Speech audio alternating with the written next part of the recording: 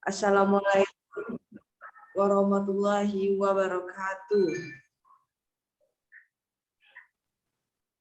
Waalaikumsalam warahmatullahi wabarakatuh. Selamat siang teman-teman.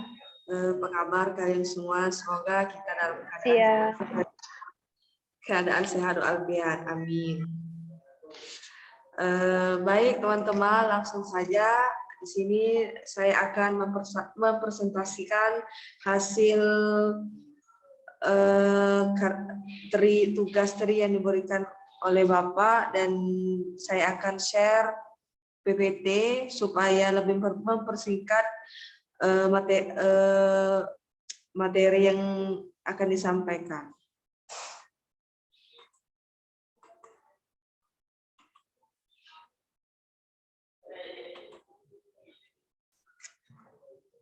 Apakah sudah tampil di layar komputer teman-teman?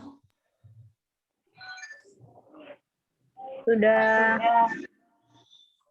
Baik, sesuai judulnya yaitu memahami perbedaan sebagai sarana konseling lintas budaya.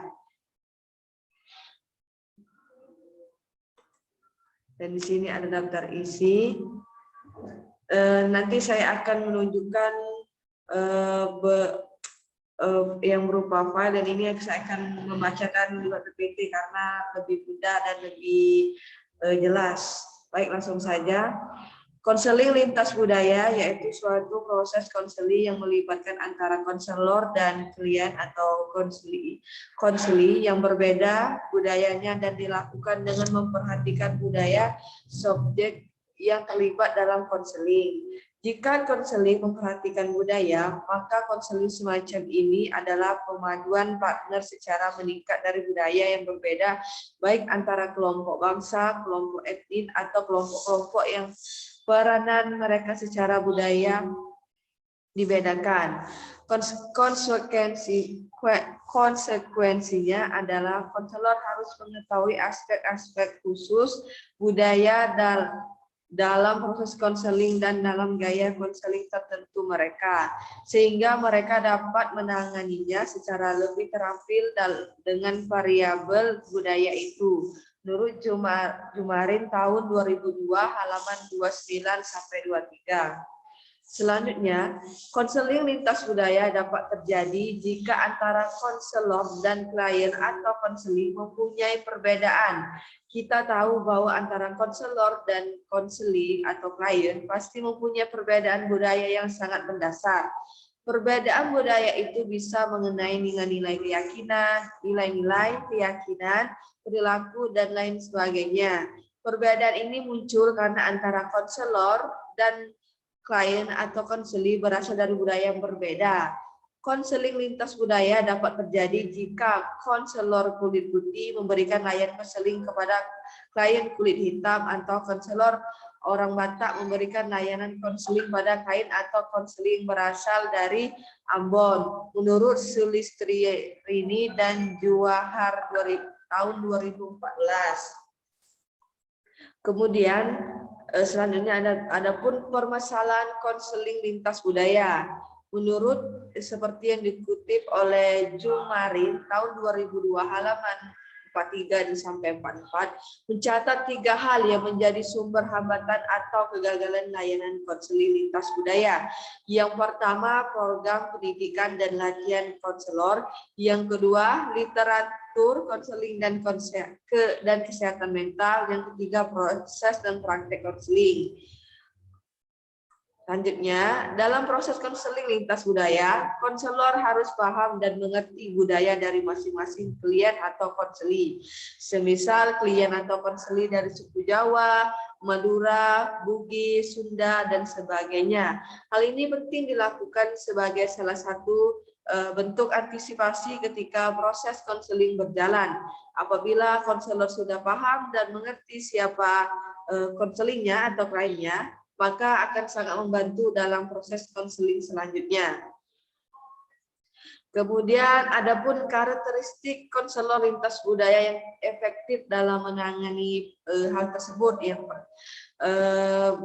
karakteristik konselor yang melaksanakan layanan konseling lintas budaya menurut Sue dalam Georgie dan Kristiani menyatakan pertama, konselor lintas budaya sadar terhadap nilai-nilai pribadi yang dimilikinya dan asumsi terbaru tentang perilaku manusia. Dalam hal ini konselor yang melakukan praktik konseling lintas budaya seharusnya sadar bahwa dia memiliki nilai-nilai sendiri yang harus dijunjung tinggi. Konselor harus sadar bahwa nilai-nilai dan norma yang dimiliki itu akan terus dipertahankan sampai kapanpun juga.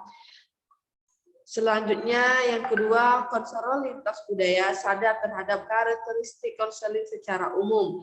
Konselor dalam melaksanakan konseling sebaiknya sadar terhadap pengertian dan kaidah dalam melaksanakan konseling.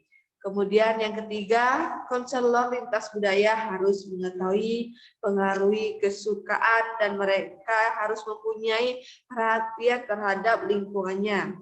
Konselor dalam melaksanakan tugasnya harus tanggap terhadap perbedaan yang berpotensi untuk menghambat proses konseling, terutama yang berkaitan dengan nilai-nilai atau norma-norma yang dimiliki oleh suku tertentu. Kemudian kesimpulan, uraian di atas telah menjelaskan bahwa Indonesia terdiri berbagai pulau yang dihuni oleh ratusan juta manusia yang memiliki budaya dan adat istiadat yang berbeda-beda. Hal ini wajar karena penduduk Indonesia terdiri berbagai suku yang mendiami beragam pulau tersebut. Belum lagi penduduk dunia yang dihuni miliaran manusia juga terdiri dari berbagai suku, bangsa, agama, dan bahasa. Kesemuanya memiliki cara pandang dan cara hidup yang berbeda antara satu dengan lainnya. Maka dari itu kita saat melakukan proses konseling atau kita akan sebagai calon guru BK saat ada konseling yang mengalami permasalahan, kita lihat dulu dari permasalahan konseling tersebut. Misalkan si A tadi dia pulang jam 9 atau jam 10 malam tidak kena marah orang tuanya, sedangkan si B tadi pulang jam 9 atau jam 10 sudah kena marah oleh orang tuanya. Nah, dari situ aja mereka sudah memiliki kebudayaan yang berbeda-beda setiap keluarganya. Jadi kita harus menghargai kebudayaan yang dianut oleh setiap konseling atau yang diterapkan oleh keluarganya tersebut, dan juga kita harus menerapkan teknik atau pendekatan yang sesuai permasalahan mereka.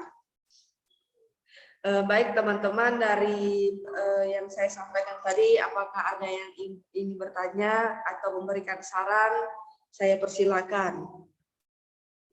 Dari ini ada daftar pusaka dan lampiran biodata penulis dan fotonya juga. Silakan dilihat. Dan juga tadi saya sudah kirim ke grup juga untuk teman-teman untuk melihat. Dan juga jangan lupa untuk memberikan reviewnya nanti. Baik teman-teman, saya ulangi, apakah ada yang ingin bertanya? Jika tidak ada, maka presentasi ini saya akhiri.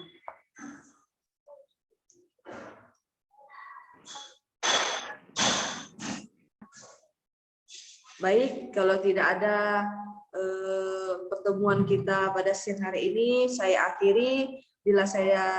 Bila ada kata salah, saya mohon maaf.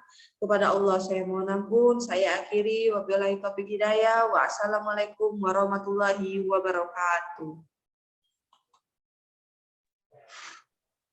Waalaikumsalam warahmatullahi wabarakatuh.